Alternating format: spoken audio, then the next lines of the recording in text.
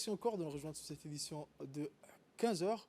Sous le haut patronage du ministre des Affaires musulmanes et des biens Warf, M. Moumin Hassan Barre, le douane de la Zakat a organisé hier une cérémonie dédiée à la distribution de la première tranche du parrainage des orphelins ou kafala de l'année 2021.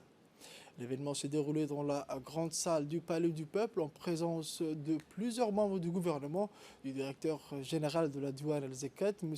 Suleiman Hussein, et ses plus proches collaborateurs, ainsi que des grands-parents et des parents des orphelins bénéficiaires. Rappelons que le programme de parrainage des orphelins a été lancé par le président de la République, son Excellence M. Ismaël Omar Guelleh, en mars 2007, avec la célébration de la journée de la naissance du prophète. Le nombre de bénéficiaires de ce lot d'orphelins du capital Djibouti est environ 1159 orphelins et chaque enfant a reçu les 15 000 francs au cours de cette cérémonie. Cette noble démarche s'inscrit dans le cadre des efforts acharnés entrepris par la fondation de Douane Al-Zakat afin d'améliorer les conditions de vie du segment des orphelins qui est considéré comme l'un des segments les plus vulnérables de la société. Le processus de distribution des fonds de kafala aux orphelins de la capitale intervient après l'achèvement de la remise de ces cotisations aux orphelins des 5 régions de l'intérieur, soit au total 371 orphelins. Le ministère des Affaires islamiques accorde une grande attention au programme de parrainage des orphelins à travers des soutiens permanents pour toutes les activités organisées par le Douane Zakat. Il convient de noter également que la fondation de Douane Zakat a été créée par un décret présidentiel en 2004 pour objet de recueillir des zakat puis redistribuer aux bénéficiaires de 8 catégories mentionnées dans le Saint-Coran. Le représentant des parrains, M. Elmi, a salué dans son discours les efforts déployés par le douane de la Zakat pour répondre aux besoins des orphelins à Djibouti, s'engageant à être à ses côtés pour lui permettre d'assumer ses responsabilités. Tradition depuis fort longtemps. C'est également une action fortement recommandée par notre prophète bien-aimé sallallahu alayhi wa sallam et dont la récompense, comme ça a été répété plusieurs fois dans nos hadiths, c'est que cette personne va être auprès de notre prophète au paradis comme un ami intime. Comme ça, ils seront comme ça. Et je ne vais pas trop parler. J'aimerais remercier tous les parents, organisations et personnes qui ont participé et qui participent activement à ce programme de parrainage. Et aussi, par la même occasion, j'en profite pour exhorter toute la communauté djiboutienne à suivre leur exemple. Le directeur général de douane de la Zakat, M. Suleiman Hussein Moussa, a dans son intervention souhaité la bienvenue à tous les participants à la cérémonie, en soulignant que cette occasion vise à distribuer le premier tranche de parrainage d'orphelins pour l'année 2021. Il a évoqué également le grand intérêt que l'islam attache à la prise en charge et à l'accompagnement des orphelins, notant dans le même temps que le programme de parrainage rencontre toujours des difficultés, notamment en vue de la propagation de la pandémie du coronavirus qui a conduit à la décès d'un grand nombre de parents. M. Suleiman Hussein, directeur général du douane de la Zakat, a saisi cette opportunité pour exhorter les commerçants à contribuer au programme de parrainage des orphelins qui permettrait d'améliorer les conditions de vie des orphelins. En conclusion, le directeur général de douane de la Zakat a exprimé ses remerciements et sa gratitude au président de la République, son Excellence Al-Hajj Ismaël Omar Guelleh, qui a lancé pour la première fois le projet de parrainage des orphelins en 2007. Il a également remercié le ministre des Affaires islamiques et des biens Warf pour son soutien inlassable au programme, ainsi qu'aux grands parrains et à tous ceux qui ont contribué à son succès. Le ministre des Affaires musulmanes et des biens Warf, M. Moumin Hassan Barre, a souligné dans son discours l'intérêt continu de son département ministériel pour la poursuite du projet de parrainage des orphelins à travers l'organisation de ces rencontres pour rappeler l'importance de ce programme et réfléchir à trouver de nouvelles ressources pour parrainer et soigner les orphelins. Le douane Zakat est devenu une institution nationale de référence qui collecte la Zakat et les parrainages ou kafala, qui sont toutes des œuvres caritatives qui reflètent des valeurs de notre religion et de nos traditions sociales, du souci de solidarité entre les personnes et de renforcement des liens d'affection et de coopération entre eux, a déclaré le ministre.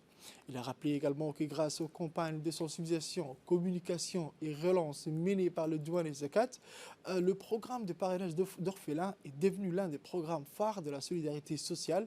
Cela reflète l'étendue de la solidarité et de la cohésion des Djiboutiens, leur amour pour les œuvres caritatives et leur contribution à l'amélioration de la situation de l'orphelin, conformément aux orientations et directives de notre pure religion islamique, a confirmé le ministre.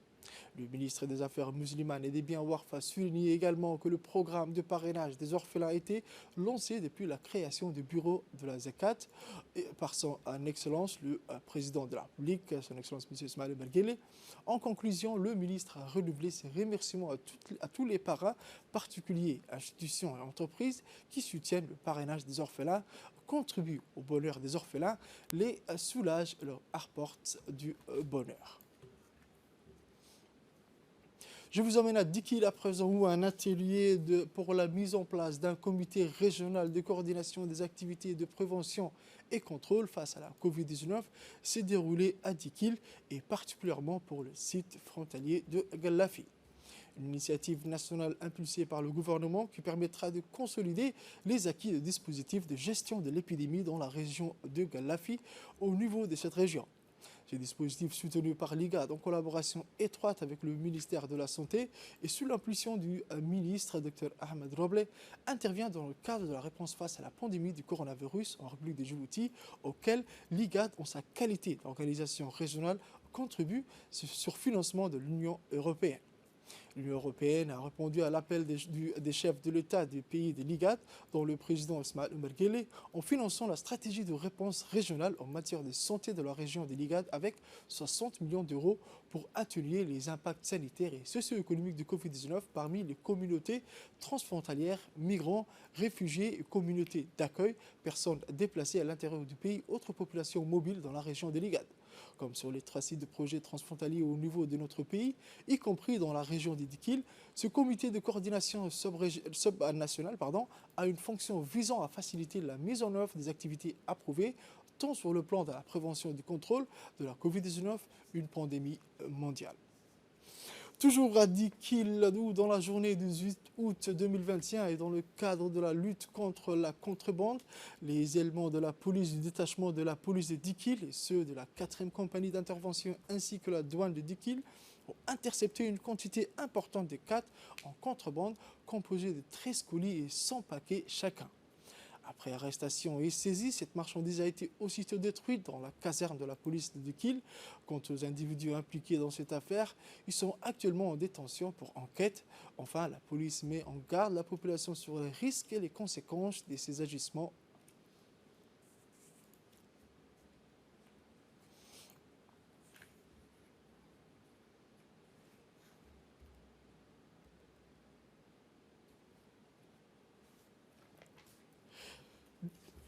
Communiqué à présent, un communiqué de l'ONEA dans le cadre de sa politique de préservation de l'environnement et de la santé des populations. La direction générale de l'ONEA informe de l'ouverture de 3 sites de dépotage de matières de vidange devant permettre aux vidangeurs l'exercice de leur activité dans le respect de la loi. Ces 3 sites se situent à la station Cesta en face de la plage, à la station S2 située en face de l'abattoir et enfin à la station Voirie située au quartier L'Air. Ainsi, à compter du 1er octobre 2021, il est fait obligation aux vidangeurs d'utiliser exclusivement ces sites sous peine de sanctions financières pouvant aller jusqu'à la confiscation de leur matériel. Il est également possible de signaler par mail, courriel accompagné de photos à l'adresse suivante objectif 0reg@onead.dj pour toute infraction à ces dispositions. Parce que notre qualité de vie est l'affaire de tous, l'ONEAD compte sur votre vigilance et votre engagement. À présent, autre actualité nationale à la rentrée, à la rentrée scolaire 2017-2018, un nouveau établissement scolaire rejoint le paysage éducatif djiboutien. Sa particularité accueille des élèves sélectionnés par les meilleurs capables de suivre un rythme d'apprentissage assez intense. Des outils de travail complètement novateurs seront mis à leur disposition. Quelle est cette école? Qui sont ces élèves? Quel bilan après environ 4 années d'existence? La réponse dans ce reportage et ce dans le grand format de cet après-midi.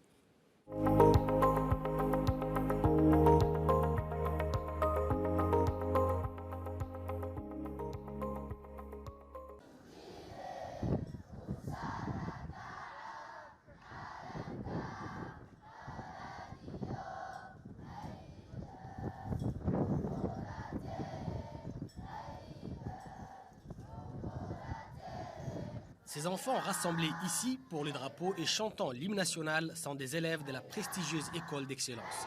Les plus jeunes, comme ceux issus de la première promotion, observent chaque matin ces rituels avant de rejoindre les classes. Le patriotisme s'apprend dès la petite enfance. Parmi les gestes devenus quasi mécaniques, ces enfants se dirigent vers les robinets pour la traditionnelle séance de lavage de mains. Les nouveaux sont encadrés par les enseignants. Parce que la responsabilisation est au cœur de la politique de l'établissement. Un établissement qui est le fruit de l'implication personnelle du président de la République, Ismaïl Omar Guelleh. C'est en 2017 que le chef de l'État a procédé à son inauguration.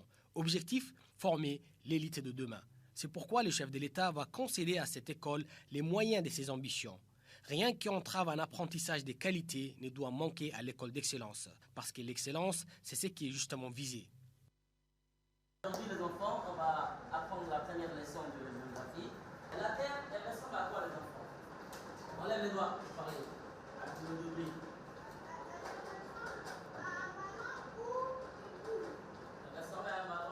En accédant aux salles des cours, on découvre très vite que l'enseignement dispensé aussi bien sur les plans pédagogiques qu'environnemental est complètement différent des méthodes classiques.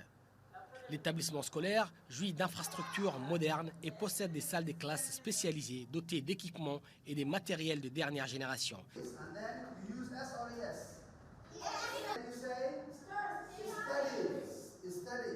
Une place de choix est accordée au recours à l'informatique et au numérique dans les processus d'apprentissage. Ainsi, les smart classes ou classes intelligentes sont utilisées à tous les niveaux et dans toutes les matières. Ce qui semblait être une phase pilote il y a près de 4 ans est devenu aujourd'hui un outil de tous les jours et les résultats sont incontestables. Unique en son genre, l'école d'excellence réunit toutes les conditions de la stimulation et de l'épanouissement intellectuel et personnel pour accroître les chances de réussite scolaire et professionnelle des élèves.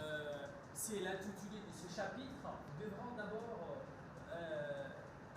s'arrêter sur le terme révolution. Jusqu'au collège, les élèves cumulent 2 classes par année. Contrairement aux autres établissements, l'orientation au lycée s'est faite de la classe des secondes, ce qui permet à l'enfant d'être en avance. Cette année, l'école d'excellence prépare ses premiers bacheliers dans les séries scientifiques et littéraires. Le MENFOP vise 100% des réussites. Les futurs bacheliers n'ont que 14 ou 15 ans. Pour l'histoire, l'école d'excellence a commencé avec 5 classes et 125 élèves. Aujourd'hui, il faut compter 12 classes, dont 3 pour l'enseignement de base, 4 pour les collèges et 5 pour le lycée. Conséquence, l'effectif des élèves a plus que doublé. La qualité reste le fondement de l'établissement. Pour ce faire, un travail indispensable s'est fait en amont, celui de la sélection des élèves et de leurs professeurs, comme nous l'explique le directeur. Les élèves sont sélectionnés parmi les meilleurs élèves de la République de Djibouti et les tests de présélection est ouvert à l'ensemble des élèves qui sont en classe de première année, que ce soit le privé, public et même les régions. On soumet de tests de présélection, mais aussi de tests de sélection finale. Ces élèves sont sélectionnés parmi les meilleurs élèves du pays.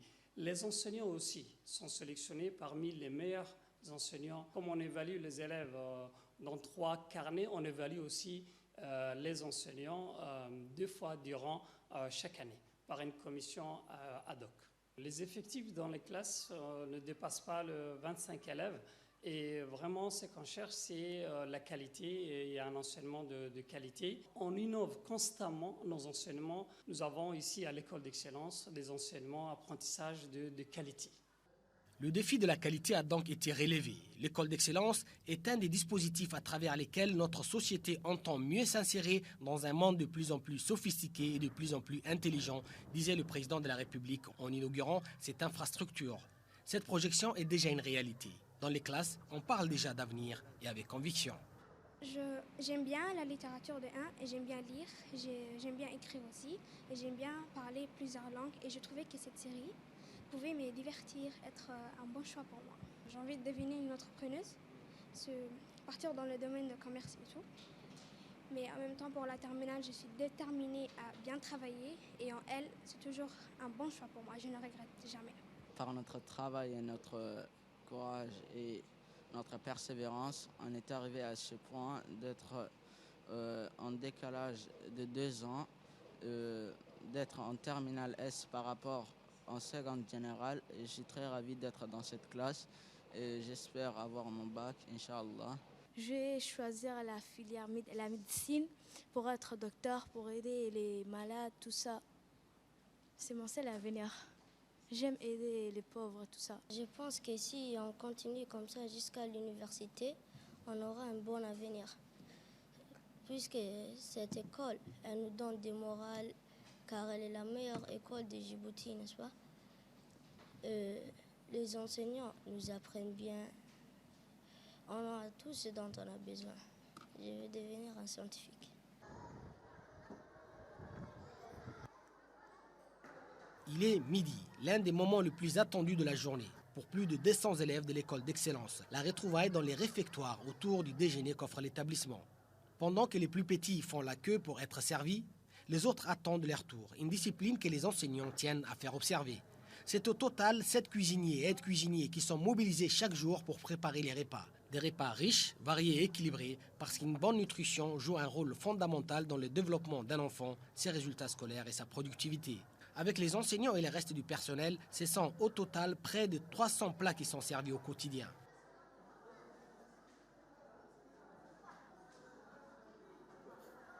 Personnel et élèves se disent réjouis de pouvoir s'alimenter sur place et continuer à travailler après le plein d'énergie. C'est aussi un moment de détente selon Mahdi Ibrahim, élève de terminale.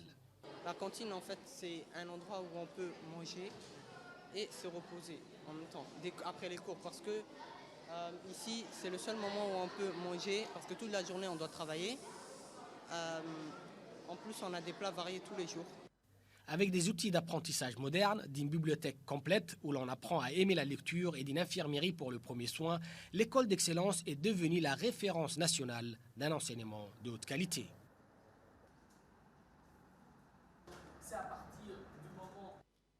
Passons aux actualités internationales à présent mentionnées dans les titres. Au Burundi, le gouvernement a lancé une campagne de dépistage contre la Covid-19.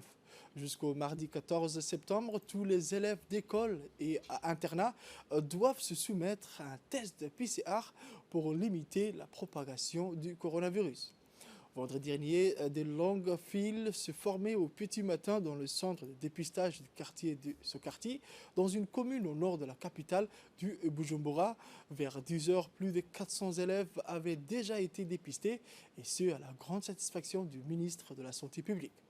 Certains élèves étaient accompagnés de leurs parents lors de cet exercice de dépistage. Pour désirer un père de 4 enfants, cette campagne est nécessaire pour éviter une propagation au milieu scolaire. Les élèves sont quant à eux conscients de la dangerosité de la Covid-19. Certains craignent même que leur scolarité ne soit perturbée si testés positifs. Le personnel enseignant et encadrant est également concerné par cette campagne de dépistage massif. C'est tout pour cette édition des 15h, mesdames et messieurs. Merci de l'avoir suivi et restez avec nous pour la suite du programme.